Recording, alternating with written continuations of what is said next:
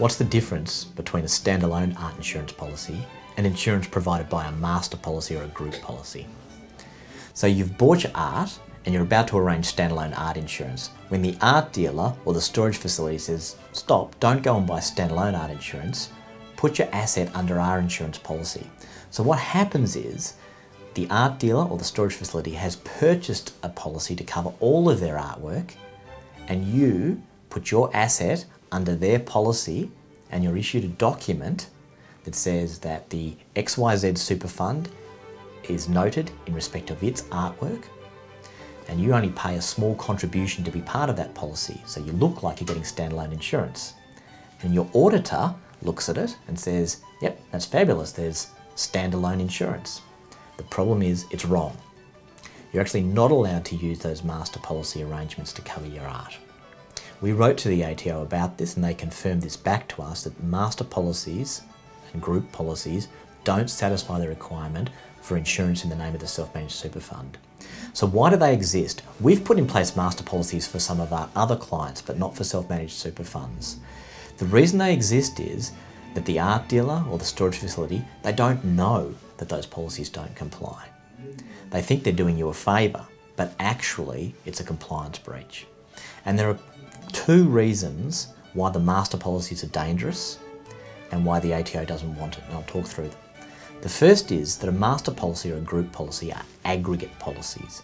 That means that when you're participating in one, you're actually sharing an overall limit. You don't know how many clients are part of it, you don't know how much cover they actually buy. An example of that is the Rare Coin Company over in Perth.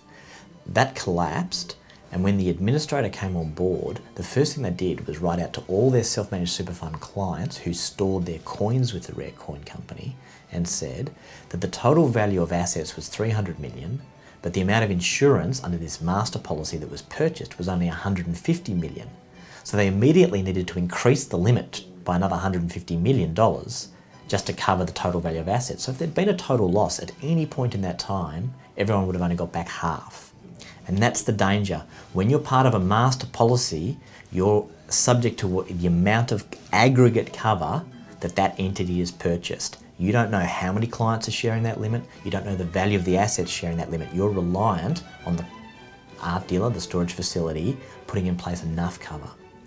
The second issue is that you actually don't know what that client's done in respect of that insurance. Maybe they haven't paid the premium. Maybe they've invalidated the policy. Maybe they haven't switched on their alarm system and the exclusion applies. So the problem with master policies, although they are very good in many scenarios, the problem is that they're out of your control. You don't control how they operate, how large they are, whether the premiums have been paid. And I think for that reason, the ATO doesn't want clients using master policy arrangements.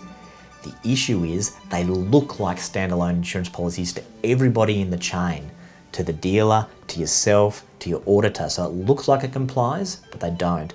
If you're in any doubt, I suggest you give us a call, you show us the insurance that you've arranged, and then we can highlight quickly for you whether you do or don't have a compliant policy.